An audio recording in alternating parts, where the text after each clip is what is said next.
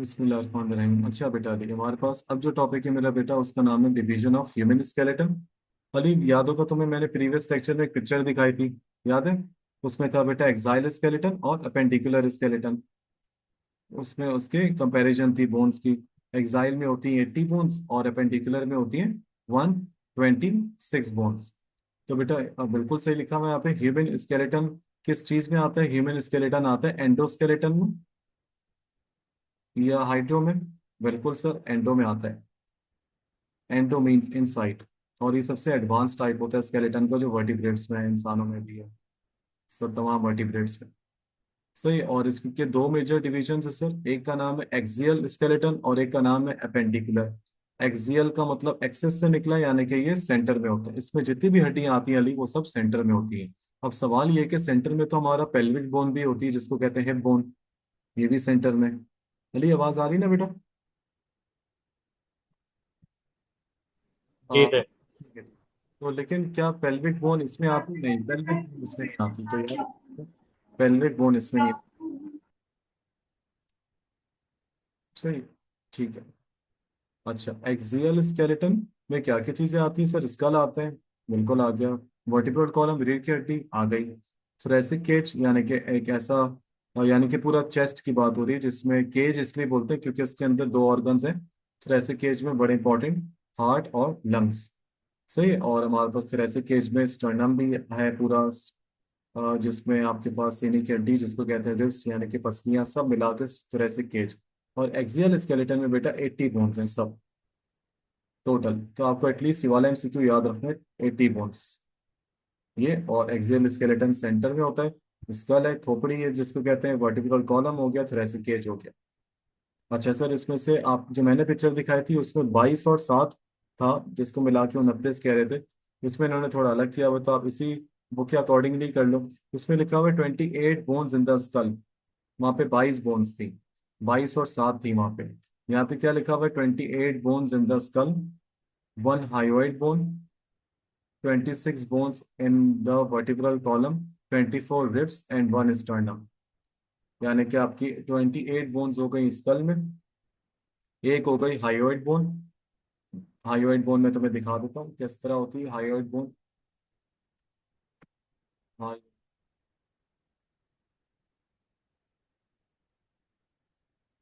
बेटा ये नजर आ रहा है बेटा? ये हमारा जो जबड़ा होता है नीचे का, उसको मैंडिबल कहते हैं, और लैरिंग्स कहते हैं साउंड बॉक्स को। तो हमारे जी। मैंडिबल और लैरिंग्स के दरमियान में वाली बोन। हाँ, तो ये आपके पास हो गई 26, यानी कि वर्टिब्रल कॉलम में 26 हड्डियां। तो अगर हम इसको जरा देख लेते हैं, क्या बता, कैलकुलेटर की जरूरत पड़ जाए हमें भाई। तो इसमें कह रहे हैं कि कितनी कितनी बोन्स है भाई, उसमें कह रहे हैं 28 बोन्स स्कल में आ गई। ठीक है, एक हायोइड बोन हो गई, टोटल 1। और 26 बोन हो गई आपकी वर्टिब्रल कॉलम में। 24 हो गई आपकी रिब्स, 12 12। और एक हो गई स्टर्नम, 80 बोन्स हो गई। सही है। इस तरह हो गया आपके पास सब मिला के। ठीक है, अब स्कल बोन्स को फर्दर डिवाइड किया बेटा किसमें? क्रेनियल बोन्स में, facial bones and auditory ossicles. Skull bones को डिवाइड किया क्रेनियल बोन्स। क्रेनियल याद है क्या होता है बेटा? क्रेनियम। क्रेनियम कहते हैं स्कल का ये वाला पार्ट बेटा, ऊपर वाला। इस क्रेनियम का एक और नाम होता है बेटा ब्रेन बॉक्स, जहाँ पे जिस हड्डी के नीचे ब्रेन होता है। सही। फेशियल बोन्स चेहरे की हड्डी है। ऑडिटरी ऑसिकल्स मैंने पिछले लेक्चर में बताया था। ऑडिटरी ऑसिकल्स का मतलब है हमारे कान की हड्डियों की बात हो रही है, जो टोटल 6 होती हैं। सही है। तीन एक तरफ, तीन एक तरफ। अच्छा, क्रेनियल बोन्स की बात अगर हम करें, क्रेनियल बोन्स किसको प्रोटेक्ट करती हैं? ऑब्वियसली ब्रेन को। और ये प्रोवाइड करती है attachment for the essential receptor organs. यहाँ पे काफी रिसेप्टर्स भी तो काफी है, ये वाला यहाँ तक पॉइंट ब्रेन तक। क्रेनियल बोन्स की तादाद कितनी होती है? क्रेनियल बोन्स की तादाद 8 होती है। उस 8 में होती हैं दो पैराइटल, दो टेम्पोरल, एक फ्रंटल, एक ऑक्सीपिटल, एक एथेमॉइड और एक स्फिनॉइड। तो अभी हम देख लेते हैं यहाँ पे क्रेनियल बोन्स।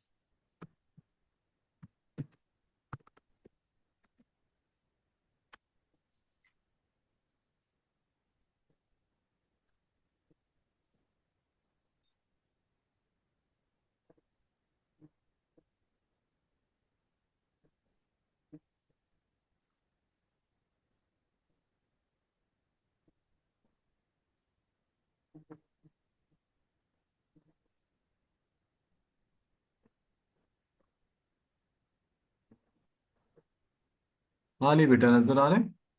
जी। अली बेटा नजर आ रहे हैं ना? जी नजर आ रहे। मुझे तुम्हारी आवाज नहीं आ रही। अच्छा। आ रहे नजर आ ठीक है ठीक है, ओके ओके। तो क्रेनियल बोन्स बेटा देखो, उसमें आपके पास अल्लाह भला करे फ्रंटल एक हो गई, स्फिनॉइड ये वाली है, पैराइटल ये वाली, टेम्पोरल ये, ऑक्सीपिटल पीछे वाली, इथिमोइडल ये रही। इथिमोइडल स्फिनोइडल थोड़ी करीब होती है, फ्रंटल मतलब खोपड़ी इसके बिल्कुल सामने वाला पेशानी वाला, उसके पीछे पैराइटल, पैराइटल के नीचे टेम्पोरल, कान के पास टेम्पोरल हो गई, और बिल्कुल पीछे ऑक्सीपिटल। सही है ली? ये होता है बेटा इस तरह। जी। तो ये तुम्हें एज सच कोई इतना बना हुआ नहीं आएगा, एप्टीट्यूड में याद करना पड़ता है। अभी तुम्हें सिर्फ एटलीस्ट ये याद होना चाहिए कि क्रेनियल बोन्स में दो पैराइटल, दो टेम्पोरल, एक फ्रंटल, एक ऑक्सीपिटल, एक एपिमॉइड और एक स्फिनॉइड, तो ये 8 क्रेनियल बोन्स हो गए। फेशियल बोन्स की तादाद आपको ऑलरेडी बता दी है आपकी बुक्स में। फेशियल बोन्स होती है 14। सही, तो क्रेनियल बोन्स हो गई आपके पास कितनी हो गई? क्रेनियल बोन्स आपके पास 8 हो गई। फेशियल बोन्स आपके पास कितनी हो गई अली? फेशियल बोन्स आपके पास हो गई 14 फेशियल बोन्स होती है। सही, और ऑडिटरी ऑसिकल्स मिला के आपके पास 6 हो गए। तो ये कितने हो गए? 14 और 6 आपके पास अल्लाह भला करे 20, 20 और 8 ये आपके पास हो गए 28। तो 28 बोन्स तो आपकी स्कल की पूरी हो गई। तो 28 में प्लस एक हाइलाइट कर दो, फिर 26 बोन, तो पूरा आपके पास एक्सियल स्केलेटन बन जाएगा। सही बेटा, तो इस तरह आपके पास हो गया। फेशियल बोन्स क्या प्रोटेक्ट करती हैं? Soft tissues of the face, help in breathing, eating, facial expressions, speech structure. सही है, तो ये चीजें आपको ये पूरा चार्ट कुछ याद करना, कुछ बनाने की जरूरत नहीं। लोकेशन पता हो तो अच्छी बात है, सिर्फ लोकेशन पता हो तो अच्छी बात है। और जिन हड्डियों का बस जिक्र है उनकी तादाद बस काफी है। ऑडिटरी ऑसिकल्स बेटा क्या? ऑडिटरी ऑसिकल्स, ऑसिकल्स का मतलब होता है बेटा बोन्स, स्मॉल बोन्स, छोटी बोन्स का नाम होता है ossicles. Help in transmission of sound waves from external environment to the inner ear. बिल्कुल, साउंड वेव्स दे आर 6, ये टोटल 6 होती है बेटा। इसमें दो होती है मेलियस, दो होती है इनकस, दो होती है स्टेप्स। इन्होंने सीक्वेंस गलत दिया हुआ, मेलियस, इनकस, स्टेप्स। मैं आपको ऑडिटरी ऑसिकल्स भी दिखा देता हूँ।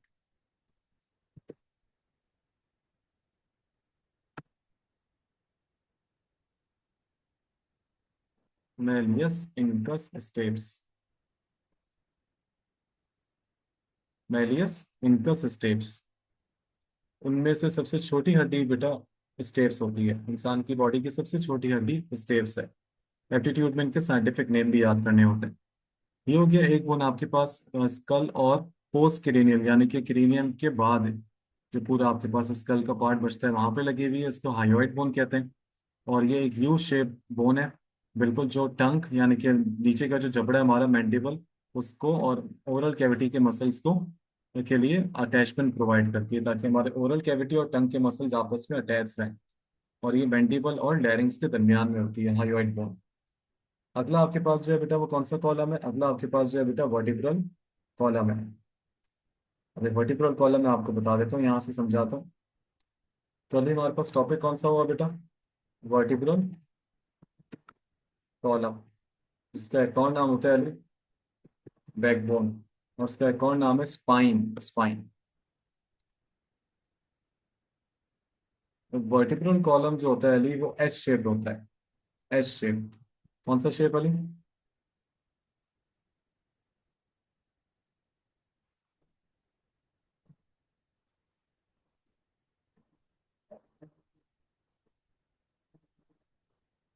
वर्टिब्रल कॉलम जो होता है थोड़ा सा वो एस शेप होता है। सही है? तो मैंने लिख दिया वर्टिब्रल कॉलम थोड़ा सा होता है एस शेप। सही है? अब वो होता है पहले कॉन्वेक्स, फिर होता है कॉनकेव, फिर होता है कॉन्वेक्स, फिर होता है कॉनकेव। तो इसी तरह ही चलता रहता है, कॉन्वेक्स कॉनकेव, कॉन्वेक्स कॉनकेव। सही, और इसमें क्या कर्वेचर्स होते हैं, कर्व्स होते हैं? बिल्कुल, कर्वेचर्स मौजूद है। टोटल बोन्स कितनी आती है इसमें? टोटल टोटल अगर मैं बात करूं 33 है, और विजिबल वर्टिब्रा इसमें कितने हैं? 26। अभी किस तरह पूरे हुए अब जरा देख लो बेटा।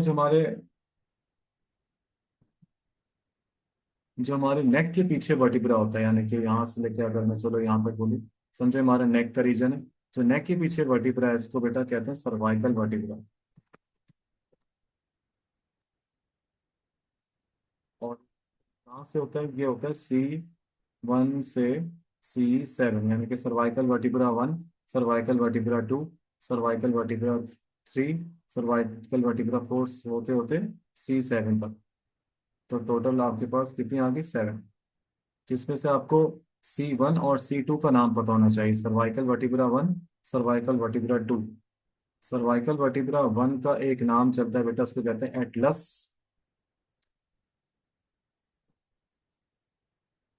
सही। और सर्वाइकल वर्टिब्रा 2 का नाम होता है एक्सिस। अली बेटा यहाँ तक समझ आ रहे हैं? जी सर। सही। सर्वाइकल वर्टिब्रा 2 का नाम क्या है? एक्सिस। एक्सेस।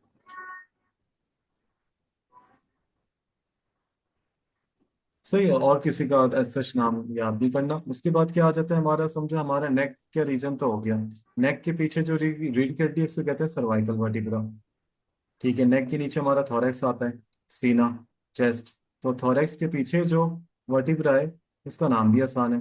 वो चलता है T1 से T12 तक समझो। और इसका नाम होता है बेटा थोरैसिक वर्टिब्रा।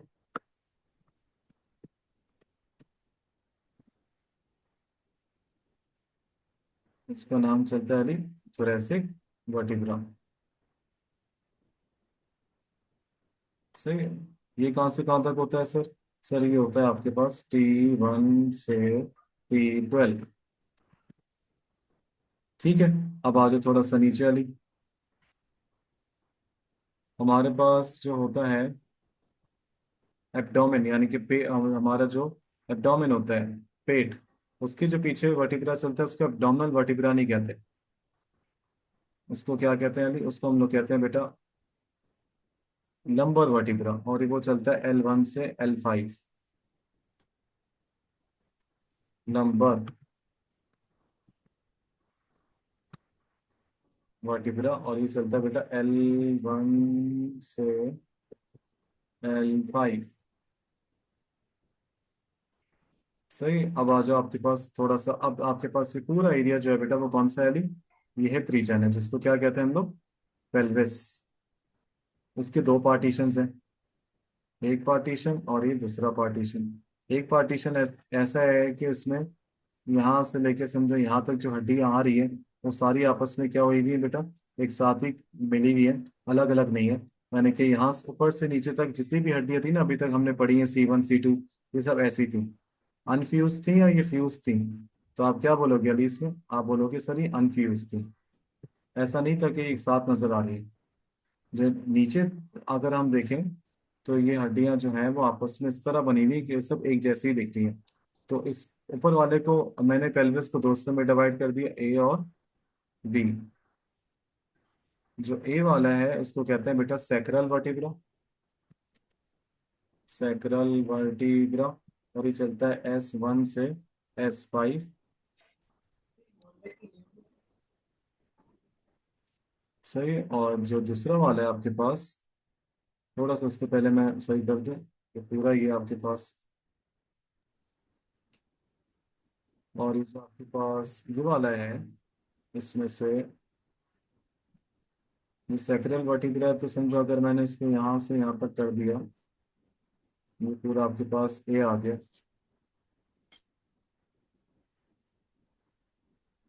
सही। अब आपके पास बचा ये वाला पार्ट, लास्ट पार्ट। इसको हम लोग बायो में कहते हैं, ये भी फ्यूज्ड है या नहीं? ये भी फ्यूज्ड है, पार्ट B। और इसको हम लोग कहते हैं टॉक्सिस। इसको हम लोग बायो में टेल बोन भी कहते हैं, टॉक्सिस वर्टिब्रा। हम लोग नहीं, मतलब साइंस ने इसको कहा था टेल बोन। और ये कहाँ से कहाँ तक चलती है? अब इसको भी अगर मैं C कर दूं तो सर्वाइकल हो जाएगा। तो मैं इसको ऐसे ही कर देता हूँ, CX1 से लेके CH4, ताकि थोड़ा डिफरेंस करने में तुम्हें आसानी हो जाए। हाली, ये बताओ बेटा, समझ में आया? सही है। अच्छा, फ्यूज है तो सर आपने इनको कितना कंसीडर करना है? 5 बोन्स है तो मैं मिला के एक कंसीडर करूंगा, 4 है तो मैं मिला के एक कंसीडर करूंगा। एक कंसेप्ट। सही है। अब तो अगर मैं प्लस करूँ करूँ अली, तो क्या हो जाएगा? 7, 7 टोटल अगर मैं देखूँ, 12 थोरेसिक, 12, 5 नंबर जमा 5, और अगर मैं इसी को कंसीडर करूँ मिसाल के तौर पे टोटल के लिए, जमा 5 और जमा 4, तो बेटा ये हो जाएगा 12 और 7 19, 19 और 5 24, 24 और 5 29, 29 और 4 33। तो टोटल अगर हम ठीक। देखें तो 33 है। लेकिन चूंकि हमें फ्यूज आफ्टर फ्यूजन की बात करें, तो विजिबल अगर आ जाए या आफ्टर फ्यूजन आ जाए, तो तुम्हारा आंसर 33 नहीं होना चाहिए, तुम्हारा आंसर होगा 26। सर वर्टिब्रल कॉलम का फायदा क्या है? वर्टिब्रल कॉलम हमें शेप देते हैं। वर्टिब्रल कॉलम हमें बहुत सारी चीजें हैं चंदा। वर्टिब्रल कॉलम हमें प्रोवाइड करता है शेप, सपोर्ट देता है, हमें प्रोटेक्शन देता है। किस लिहाज से? क्योंकि इसके अंदर होता है प्रोटेक्शन टू स्पाइनल कॉर्ड, इसके अंदर स्पाइनल कॉर्ड होता है, एक्सेक्ट का। स्पाइनल कॉर्ड वर्टिब्रल कॉलम की रीढ़ की हड्डी के दरमियान होता है। किस तरह? अगर रीढ़ की हड्डी इस तरह बनाऊं तो ये गलत नहीं होगा कि इनके दरमियान में गैप्स होते हैं, ये वाले गैप ओपनिंग होते हैं। ये जो आप ओपनिंग देख रहे हो, इस ओपनिंग से ही क्या गुजरता है बेटा? Spinal cord. तो वर्टिब्रल कॉलम के अंदर क्या होता है बेटा? Spinal cord. ठीक है, अली डन है बेटा, समझ में आया वर्टिब्रल कॉलम? जी सर। और जी। वर्टिब्रल के दरमियान में क्या लगी हुई होती है बेटा? Intervertebral disc. सही है, तो ये बात हो रही है सारी। अब हम इसको यहाँ से देख लेते हैं बेटा। Vertebral column protects spinal cord और and serves as a site for, और वर्टिब्रल कॉलम में जो हड्डियां हैं, उनके अंदर जो हड्डी का गूदा है, बोन मैरो, वहां पे भी क्या बनते हैं अभी? ब्लड सेल्स, आरबीसीज, डब्ल्यूबीसीज। वर्टिब्रल कॉलम में 7 सर्वाइकल, 12 थोरेसिक, 5 लंबर, एक सैक्रम आफ्टर फ्यूजन और एक कॉक्सिस आफ्टर फ्यूजन। सही है, डन है। जी। सर्वाइकल कहाँ पे होगी? डिफरेंट रीजन्स में सर्वाइकल रीजन होता है। सर्वाइकल वर्टिब्रा कहाँ पे होगी? नेक के पास। थोरेसिक वर्टिब्रा कहाँ पे होगी? चेस्ट में, या यस। chest से पीछे, interiorly attach with the ribs. और इससे जो पसलियाँ निकलती हैं, मतलब interiorly attach with the ribs, क्या लिखा हुआ है? Thoracic vertebra. थोरेसिक वर्टिब्रा सामने से अटैच्ड होता है रिब्स से। खैर ये अजीब सा है बोलना। लंबर इन एब्डोमिनल रीजन, पेट में होता है लंबर वर्टिब्रा, पेट के पीछे और बिहाइंड द चेस्ट। अच्छा, lumbar in abdominal region behind the chest, wow, क्या हो गया यार इनको। Sacral vertebra form by the fusion of 5 vertebra. Sacral vertebra 5 vertebra के फ्यूजन से बनती है, and at the last coccyx form by the fusion of 4 vertebra. ये जो तुम्हें हड्डी नजर आ रही है ना, ये लास्ट वाली देखो, ये कॉक्सिस है। ये आपको ऐसा नजर आ रहा होगा कि बिल्कुल ऐसा लग रहा है इस तरह कुछ बना हुआ है। तो ये 4 हड्डियां होती हैं, तो मिला के कंसिडर करते हैं। और देखो सैक्रम भी कैसी है, सैक्रम एक ही नजर आ रही है, वैसे हैं ये अलग अलग से कितनी हड्डियां? 5, इस तरह। सही है, ली डन है। सही है। सही है, तो ये बात होती है आपके पास। अब आ जाओ, एक टॉपिक है आपके पास, रिब केज। इसी में हम पढ़ते हैं रिब केज। एक मिनट। तो अभी हमारे पास जो टॉपिक है रिब केज, इसको केज क्यों कहते हैं भाई? इसको केज इसलिए कहते हैं क्योंकि ये ऐसा पिंजरा है जिसने 2 ऑर्गन्स को प्रोटेक्ट किया हुआ है, वाइटल ऑर्गन्स को। इसके अंदर आपके पास हार्ट भी है, इसके अंदर आपके पास लंग्स भी हैं। तो थोरेसिक केज में आपके पास हार्ट लंग्स दोनों ही आ रहे हैं।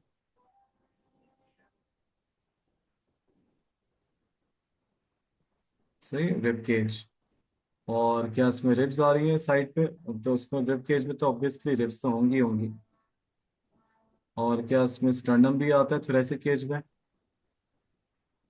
रिब केज का ताल्लुक स्टर्नम से भी है, शॉर्ट लिंक तो है सामने की तरफ से। सही है। जो रिब्स होती हैं वो पीछे से किससे अटैच होती है, वो तो हमारी वर्टिब्रल कॉलम से भी अटैच होती है। हमारी पसलियां पीछे से अटैच होती है हमारी वर्टिब्री से, सामने से अटैच होती है हमारे स्टर्नम से। और रिब केज के अंदर कौन से दो वाइटल ऑर्गन्स छुपे हुए, एक होता है बेटा हार्ट और एक होता है बेटा लंग्स। सही है। अच्छा अब आ जाओ रिब्स रिब्स रिब्स की एनाटॉमी देखते हैं।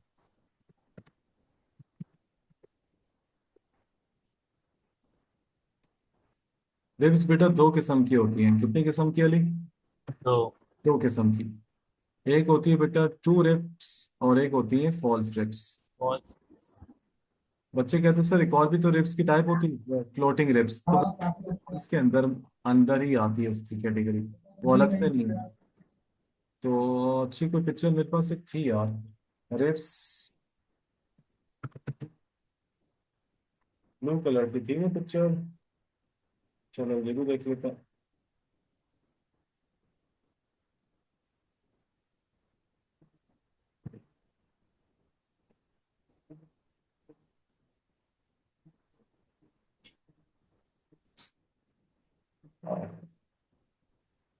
आ, चलो इसको हम सेव कर लेते हैं, हमें यहाँ से देखना पड़ेगा।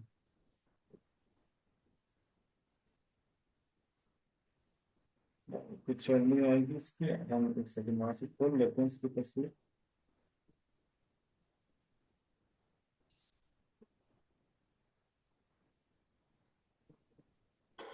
देखो अली बेटा, रिब्स के बारे में चीज याद रखना अली, ये तुम्हें सामने से जो रिब्स नजर आ रही है बेटा, ये आ रही नजर रही है जो स्टर्नम से जी अटैच्ड है। और रिब्स को ना हम लोग बेटा सेमी सर्कुलर भी कहते हैं, यानी कि इनका शेप के अतबार से ये क्या है, सेमी सर्कुलर। सर। जी यानी कि ये पूरी सर्कल नहीं है, ये आधी सर्कल है। यानी कि जो जो रिब्स हैं वो सामने से अटैच तो हुई भी हमारे स्टर्नम से, सामने से अटैच्ड हुई भी हमारे स्टर्नम से, सीने की हड्डी से, और पीछे से अटैच हुई भी हमारे वर्टिब्रल कॉलम से। सही है। अच्छा जो रिब्स होती हैं, तो इसलिए इसको हम लोग कहते हैं सेमी सर्कुलर। रिब्स को बेटा बायो में क्या कहते हैं, रिब्स को हम लोग बायो में कहते हैं कोस्टा। कोस्टा। कार्टिलेज को कहते हैं कॉन्ड्रा। बोन्स को कहते हैं ऑस्टियो। अच्छा तो रिब्स का बेटा क्या फिनोमेना होता है, रिब्स जो होते हैं वो एंटीरियरली अटैच्ड होती हैं, एंटीरियरली मतलब सामने से अटैच्ड होती हैं हमारे स्टर्नम से, और पोस्टीरियरली यानी कि पीछे से वो अटैच किससे होती है, हमारे वर्टिब्रल कॉलम से। Vertebral column VC. लेकिन ऐसा सब रिब्स के साथ नहीं होता। जो हमारी रिब वन से ले रिब सेवन है, अगर तुम चेक करो, सब अटैच्ड हुई हुई है स्टर्नम से, और उन सब के पास अपनी अपनी जाती कार्टिलेज है। चेक करो ब्लू कलर से नजर आ रही है। जी रिब वन के पास भी है, रिब टू के पास भी है, थ्री के पास भी है, फोर के पास भी है, फाइव के पास भी है, सिक्स के पास भी है, और सेवन के पास भी है।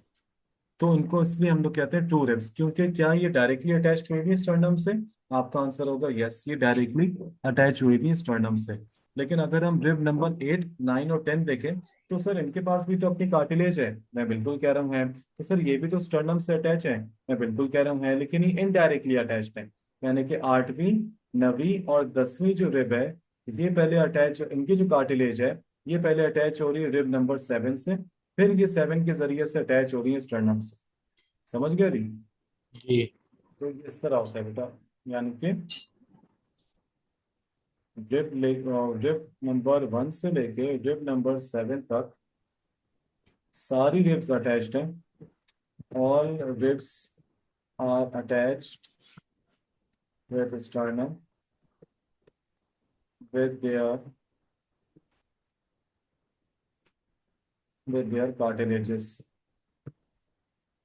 बल्कि through their cartilages are attached directly with the sternum। लिख देता हूँ मैं उसको डायरेक्टली। सही है। रिब नंबर 8, 9, 10 का क्या हिसाब है? रिब नंबर 8 से 10 तक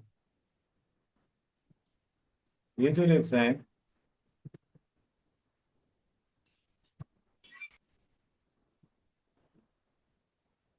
these ribs attached with sternum through rib number 7। क्या इनके पास भी अपनी कार्टिलेज है? यस, कार्टिलेज तो है। तो याद रखिएगा बेटा, इन रिब्स को हम लोग बायो में क्या कहते हैं? ये वाली रिब्स को हम लोग बायो में कहते हैं ट्रू रिब्स। ट्रू।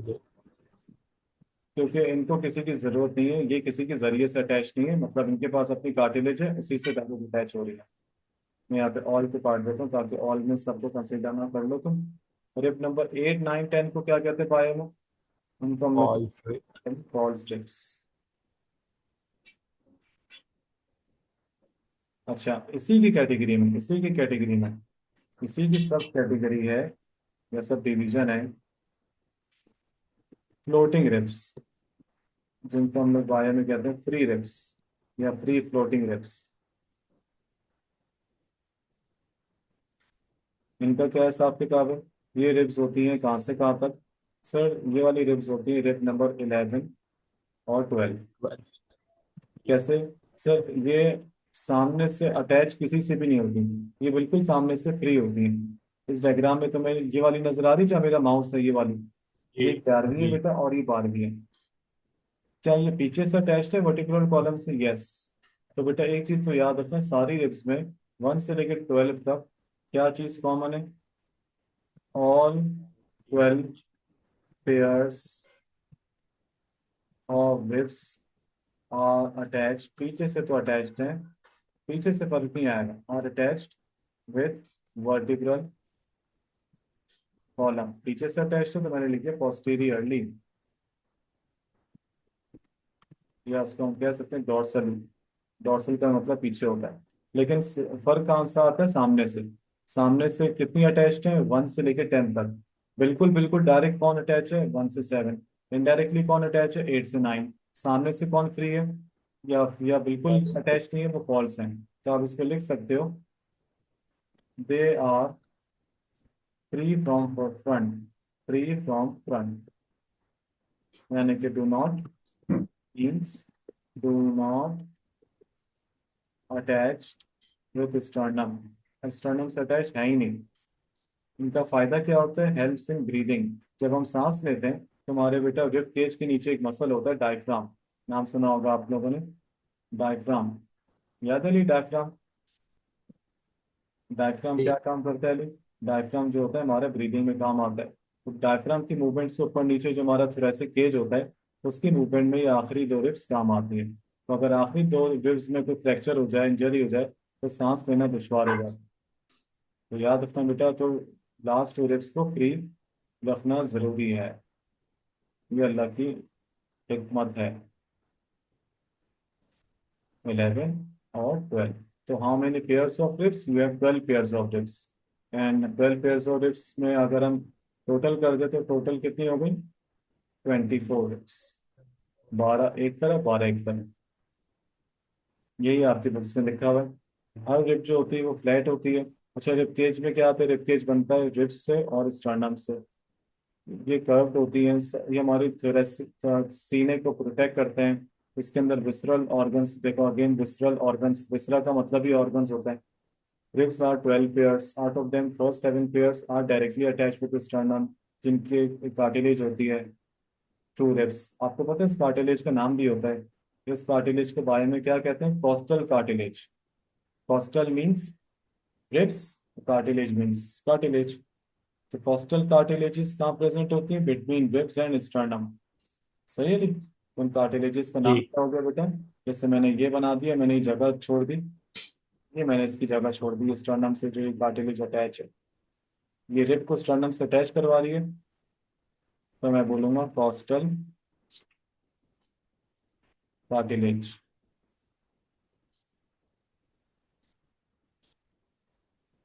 सही है। जो बाकी जो 5 पेयर्स हैं उनमें इनको सबको फॉल्स कहते हैं, क्योंकि वो अटैचमेंट की वजह से। 5 पेयर्स में जो आखिरी 2 पेयर्स हैं उनको फ्लोटिंग रिब्स कहते हैं, क्योंकि वो एसोसिएट नहीं है आपकी स्टर्नम से। और वो जो है उनके पास कोई कॉमन पास, मतलब उनके पास कोई कार्टिलेज नहीं है, और वो बाकी पेयर से बिल्कुल अलग है। और वो क्या काम करती है जो आपकी बुक्स में बताया हुआ नहीं है? ये हेल्प करती है ब्रीदिंग में। ठीक है अली, यहाँ तक समझ में आ गया बेटा? जी सर। सही अली, बस मैं तुम्हें 5 मिनट में दोबारा लेक्चर सेंड करा, 5 से 10 मिनट में दोबारा लिंक सेंड। सही। अब हम ये वाला पढ़ लेंगे, ये अलग है, अलग तो नहीं, थोड़ा सा मतलब एक्सियल खत्म हो गया, अब जो है अपेंडिकुलर है। सही मिले। सही। ओके।